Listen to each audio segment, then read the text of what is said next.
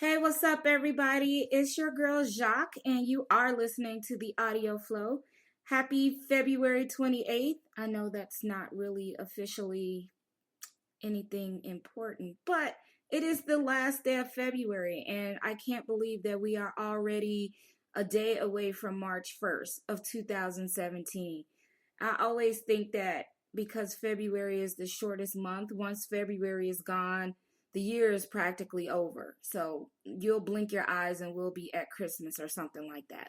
A lot of people laugh at me about that, but I'm telling you, the year goes by so fast once February is gone. So enough about that. I hope you guys are having a great week so far. I hope that you had a great month of listening to and reviewing audiobooks for the month of February. I actually added, according to Audible, I purchased 20 audiobooks this month. I really can't even tell you what they are. I mean, I could if I went through my library, but who has time for all of that? What I really like to chat about is some new narrators that I had never had an opportunity to listen to who have just really kind of jumped out there for me and really taken me over the edge. So, and I'm pretty sure that I mentioned Aaron Mallon last week. Because I don't go back and listen to my podcast, I have no idea who I talked about last week, but she has really climbed the ladder for me as far as talent goes. And of course, like many of you, I have my list of favorites. And I just realized that for the most part, I don't really do a sample of the book before I buy it. 9 times out of 10, I really don't know who the author is. But I will look at the narrator and I will buy the book, which I guess if this were a book, then we probably look at the cover and the author and buy it. So I guess it's on the same kind of wavelength as that, is that a lot of audiobook listeners will probably buy based on narrator first and then author. I don't know. That's just me. It sounds bad, but you find those narrators and you just love listening to them and you love the way they portray characters and, they can do no wrong. And then couple that with a fantastic author or even a new author you've never listened to before and you're hooked. And that brings me to the books that I received last week as gifts. So let me start with Reasonable Doubt, which I received from a friend of mine on last week by Whitney G. I really didn't know what to expect. Like I said, I didn't read the summary. I just looked at the cover and I saw that Sebastian York and Aaron Mallon was narrating the story, and I just dived right in. Dove. Is it dove? Ugh. I jumped right in. How about that? I jumped right into this particular book after I listened to Tangled. So, Reasonable Doubt, it deals with a guy who portrayed perfectly by Sebastian York, because you know that I love him in certain roles, and again, he totally nails this character because he's the asshole, and I I'm sort of seeing a pattern here. Maybe, yeah, I don't know. Anyway, so he's the lawyer, and he doesn't do relationships or anything like that. And he is one of those types that likes to get online and go through the match websites and just, have these one-nighters, one-night hookups, and that's pretty much it, nothing else.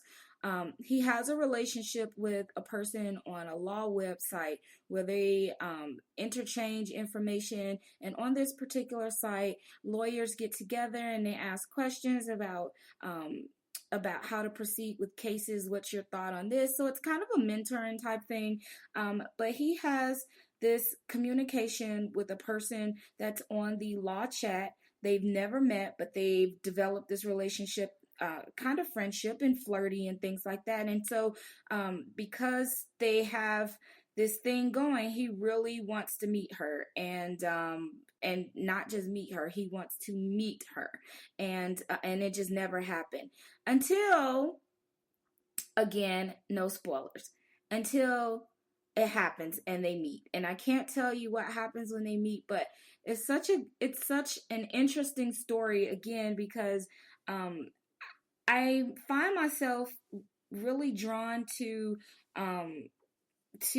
men who are broken in a story. And let me just kind of expanse on that. A lot of times when I read a book, it's usually about a woman. She's the heroine. She's the basis of the story. Everything is pretty much around her, and you kind of get little pieces about the guy.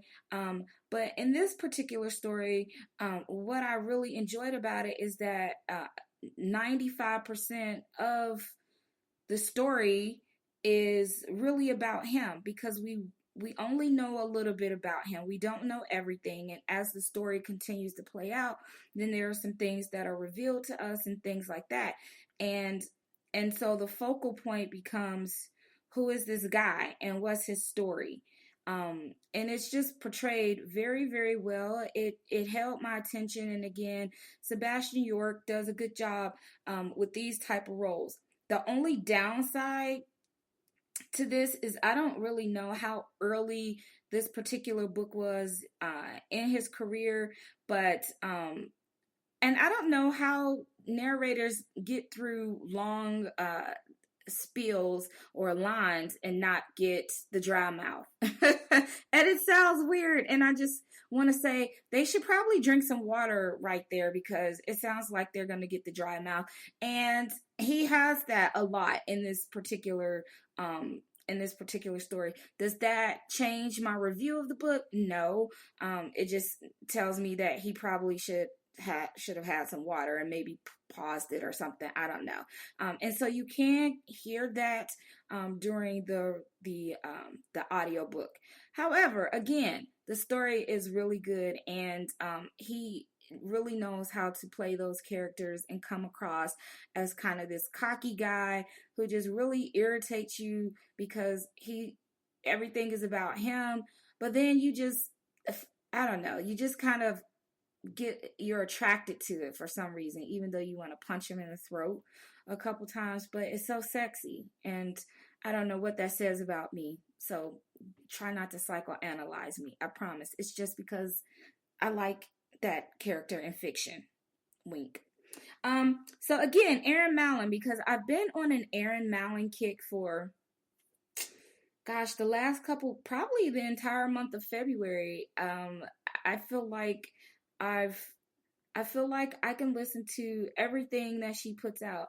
She could read me like the ingredients on a ketchup bottle, and I'd probably buy it if she sold it. So Aaron, I'm just telling you, if you ever just want to like read the ketchup bottle or something and like email it to me, then I will hold it. I will even make that my ringtone. But you have to do it in your male and female voice. So like read the ingredients with both voices. Send it to me so I can add it and make it my ringback tone on my phone, on my ringtone. I'm really serious about that. You guys make sure you tag her and tell her what I said.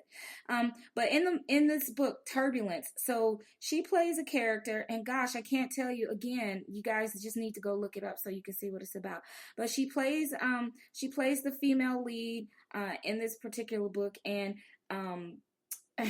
and she, again, always nails the characters so well. She nails their passion and their snark, and this particular character has a little bit of snark to her, and she's a perfect match, I believe, for the male character. And I'm sorry, you guys, you do know that I am bad with names, so I could have just listened to this book right before I talked to you guys, and I couldn't tell you what anybody's name was. So that's my bad. But she is perfect in this particular character, as they kind of go back and forth with each other, and it's just fun and it's funny. But then there are some parts in there that just kind of you know, make you a little bit sad. But, I like how she's able to bring that character to life, even when she's narrating the male portion. Um, so after that book, I went to Turbulence, which was another book by Whitney G. And this one, I think they're a part of this a series. I'm not even sure, but it's very similar to Reasonable Doubt, where the male character um, is the pinpoint of the story. It is also narrated by Aaron Mallon and Joe Arden. And I think I've only listened to him maybe once or twice. I'm not really sure. But Turbulence, everybody told me that they enjoyed Turbulence a lot better than Reasonable Doubt.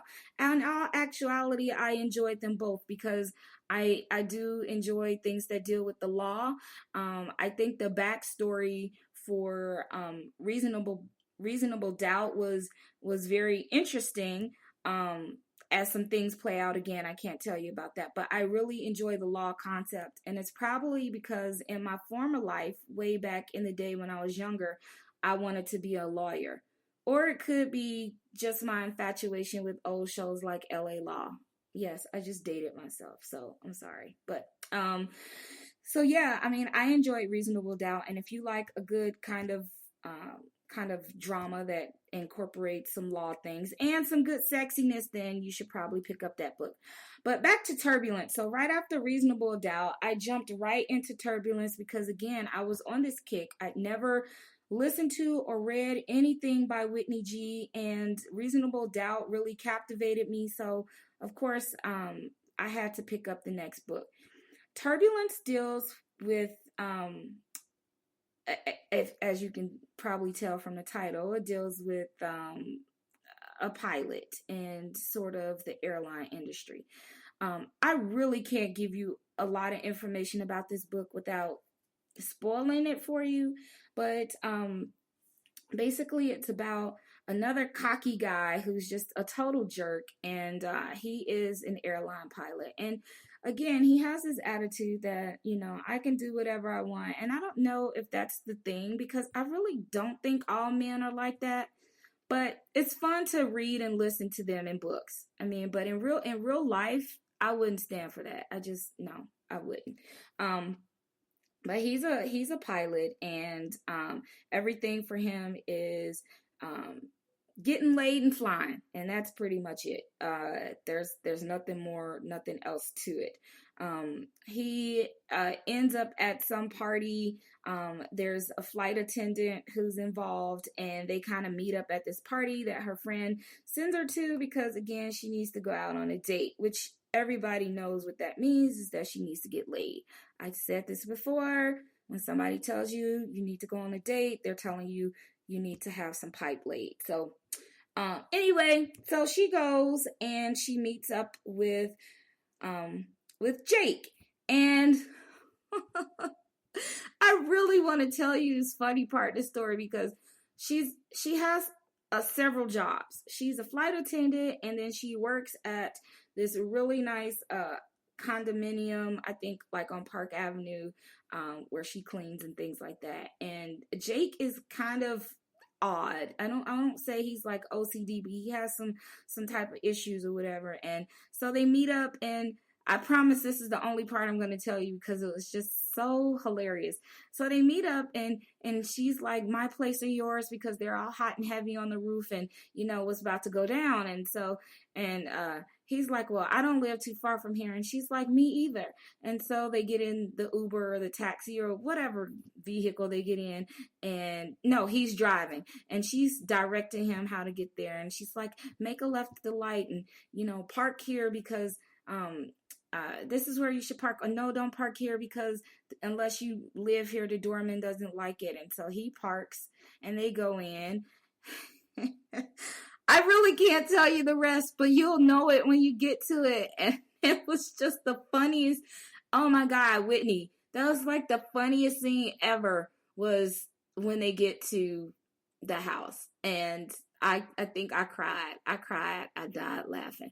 But long story short, I did enjoy Turbulence more than Reasonable Doubt. I'm sorry, everybody was right. And I'm not even sure why I enjoyed this one more.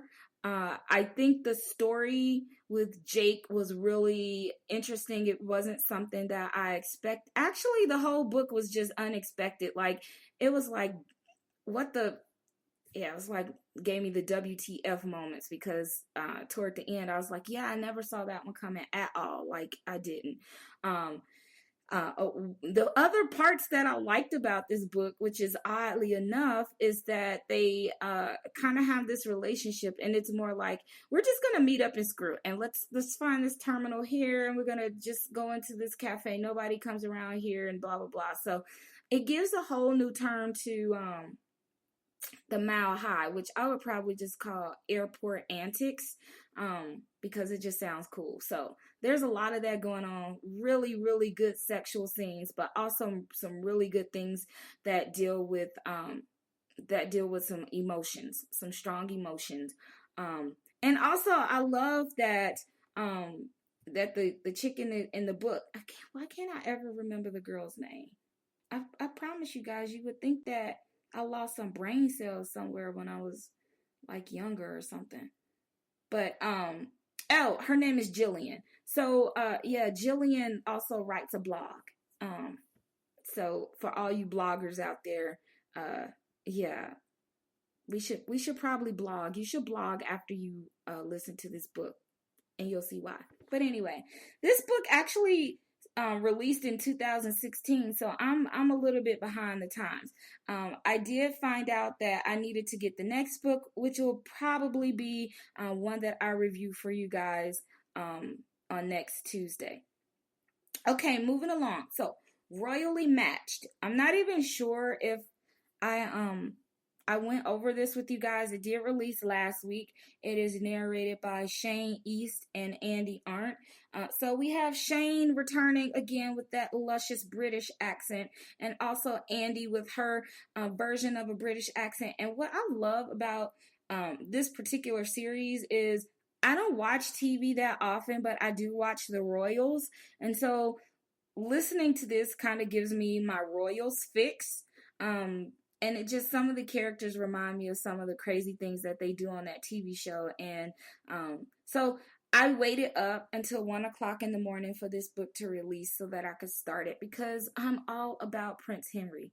And I've hashtagged Oh Henry because Henry was my favorite. The big thing about this book that's different from Royally Screwed. Royally Screwed took place 99% of that book took place in the US. So everything was pretty much about New York and the bakery, Olivia's bakery, and all of that kind of stuff. So it was a little bit different than Royally Matched because everything takes place in the UK. So the speech, everything is British. Everybody that you hear speaking is British. There's really not a lot of Americanization in this particular book, which makes it that much better because, again, it's Shane East being British. And but just to go into the story a little bit, so what I was expecting was this book to be a little bit funny, and of course it was, but it was so much more than just a funny book. And again, I love when I get to a book where it gives me the unexpected. And I'm just going to read to you guys my review, and then I'll go on that a little bit. I've been in love with Henry Pembroke since I met him in Royally Screwed. The youngest prince, now heir apparent, must step up to the plate as next in line for the throne. Of course, we don't get that instantly because this is Henry after all. Things I didn't expect from this book. Number one, Henry is a softie, and under the exterior of shenanigans and shagging, he has a huge heart. Number two, he hurts, and being under the scrutiny of Granny plays a big part and who he becomes later in the story. And number 3, he loves 100%. The story between him and the librarian Sarah Tightbottom, which again made me laugh, is beautifully told. And so we remember Sarah from Royally Screwed. She was in the pub and she was really awkward, and I think Henry may mention that, he'd never fall for anybody like her or whatever. But it's funny how things come full circle. I really wasn't ready for this book. It wasn't what I expected, but I enjoyed it. The characters, and it also dealt with some issues that really pulled at my heart. And yes, I cried. I am such a big baby lately, listening to audiobooks. And I think most of it not only deals with the writing that the author brings to the table, because it is their words, but it's also the performances. And without them two together, you just don't get the full emotion. And so I got all of the emotion out of this particular book. We find that Henry is trying to be what people expect him to be. But of course, again, like I said, he's Henry. He's supposed to carry himself a certain way, and he's not supposed to be kind of over the top and just wanting to go out there and drink and party and have fun, because now he's supposed to be reconditioning his thought process that he's going to one day inherit the throne. Of course, that would happen after Granny passes, and the way that we see her, I don't think she's ever going to die. But and that sounded bad. I didn't mean it like that. But there's a scene where Henry's brother was speaking with his grandmother, and he was saying that, even though I've been preparing myself for this, since I was born, I've been prepared for it, but people love Henry. And that was such a powerful statement, that even though someone can be put in a position from birth, being trained up to be something, it doesn't mean that they're the people that is the person that the people would love. Yes, he would do a good job, but people would follow Henry because they love him and he's likable.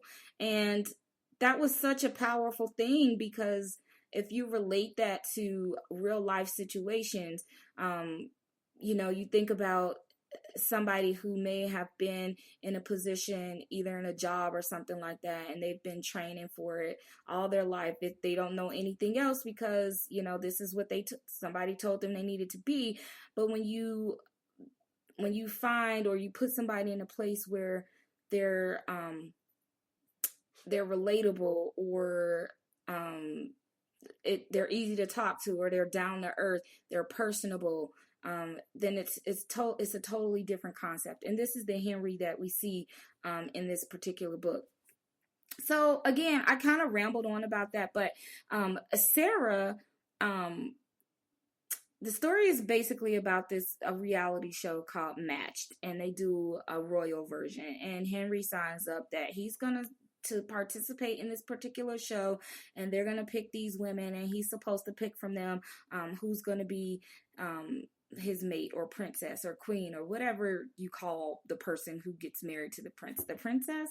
Okay, yeah, that makes sense. And so there's lots of women who come, and they narrow it down to 10, and then they narrow it down a little bit. You know how the shows go. You've seen them on TV. Well, Sarah, who is a librarian, doesn't want to go, but she goes because her mom says that her sister can't go unless she goes with her, and she goes as an assistant, so she's not on the show. But her and Henry kind of develop this relationship, and it's a friendship, and they trust each other, and they talk, and things kind of develop from there. And what I enjoy most about it is that during this relationship, they change each other, and they grow into different people. And so that's all I'm going to tell you about that, because it's funny, and it's romantic, it's heartfelt, it gives you all the feels. And all I can say is, when you get to the Sense and Sensibility scene with the book, that's all I'm going to say about that, because I was in the grocery store when I heard that part, and I wasn't sure if I wanted to laugh or cry, and I actually think I did both. So yeah, make sure that you check that take a listen to that part. I'd love to hear your thoughts after you actually take a listen to the book. So I give this 5-star ratings, and I forgot to rate everything else that I told you about. They all got 5 stars. And I promise I don't give everything 5 stars, but I've been listening to some good things lately, and even though they're a little bit older and they're not all current, it doesn't really matter, right?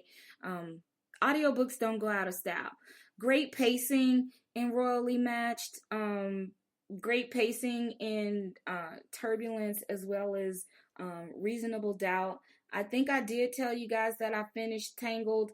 I'm not sure if I finished that one in the last episode or not, but it was great. I think I did tell you that. I didn't get through all of the other books that I told you that I would on last week because I've been reading. Ugh. So I still have to go to Bear It to You by Sylvia Day. I'm also reviewing Vernal, which is by Randy Cooley Wilson, narrated by Katie Matthews. And then also listening to Enshrine by Shale Bliss, which is narrated by Lance Greenfield and Aaron Mallon. So yes, Aaron Mallon. So what am I listening to right now? I bet you guys all know that The Hot One by Lauren Blakely released on Monday, and today is Tuesday. And so mad because I'm behind. I haven't finished it yet. But do you guys know who the narrator is for this book? I'll let you think about it. It's Zachary Weber. Okay. I have a lot to say about this, but I'm going to try to keep it brief. So it's Zachary Weber and Andy Arndt is actually narrating The Hot One. Now, if you've been following Lauren Blakely's audiobooks, I'm thinking that some of her earlier books was narrated by Josh, and I cannot remember his last name. It begins with a G. And then at some point they switched over and she scooped up Sebastian York, and so he had started doing especially her rom-coms. So Josh Goodman did Night After Night. I think the Clay stories. But then she picked up Sebastian York, and Sebastian York did Nights with him, and that's where I started listening to Lauren Blakely audiobooks. It was my I think second Sebastian York books. But anyway, Sebastian York did the Big Rock and Mr. O and Well Hung and The Sexy One. Yeah, I think that's it, right? Oh, and Full Package. Great job. Sebastian York does a great job. I love him in romantic comedies. So fun. So when Lauren said that Zachary Weber was going to do The Hot One with Tyler and Delaney, yeah, I was a little bit excited. I was a lot bit excited. Yeah, I was drooling and salivating waiting for this audiobook to come out because I absolutely love Zachary Weber. And here's why. Not only because his voice is just amazing, like you just want him to lull you to sleep and just talk. It doesn't have to even make sense. He can just talk. It doesn't matter. But he's so versatile, and he brings to his performance it's just so natural. It doesn't sound forced. It doesn't sound like he has to make up being smooth.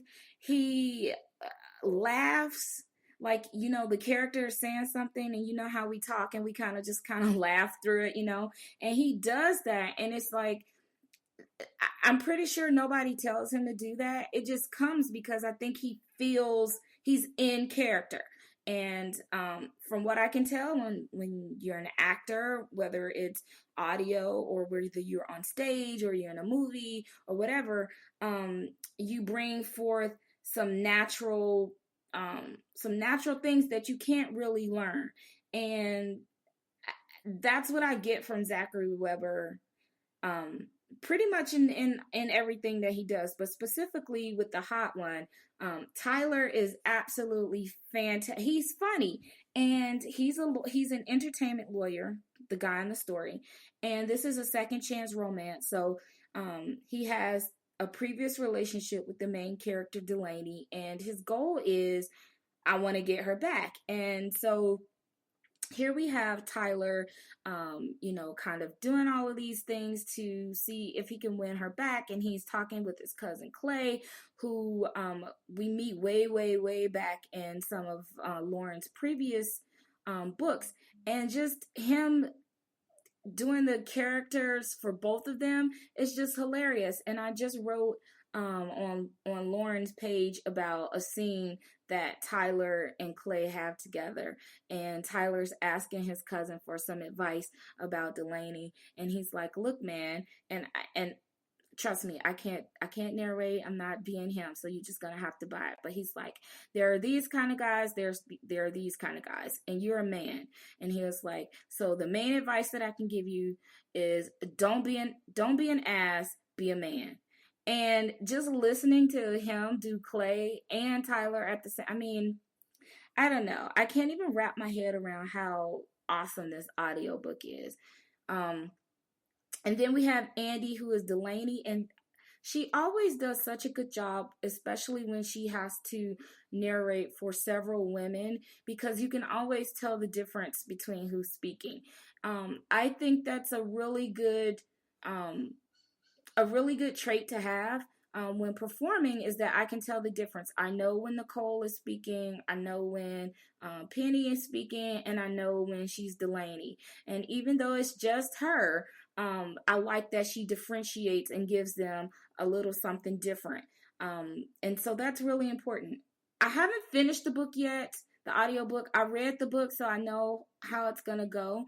But so far, I am so enjoying this audiobook, and I hope that you all pick it up, because you really can't go wrong with a Lauren Blakely audiobook. You just really can't. I mean, she hasn't done me wrong, and because I love her writing, and she's really good about selecting the narrators for her books. I don't even I just automatically pre-order them when they're up. I just can't. There are those people that you just really don't care what they write. You're going to buy it.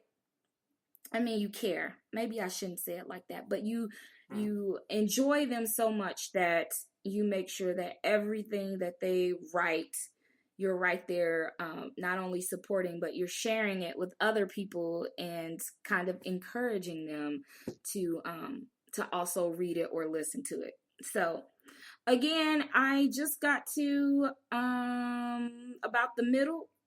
Nope, I've only got 43 minutes left in this audiobook. I'm probably about 3/4 of the way through it. So I will do my full rating for it on next week, possibly. But so far it's really good. So, what am I up to next? I have no idea what I'm going to be listening to. I did get some good news today from Nikki Sloane.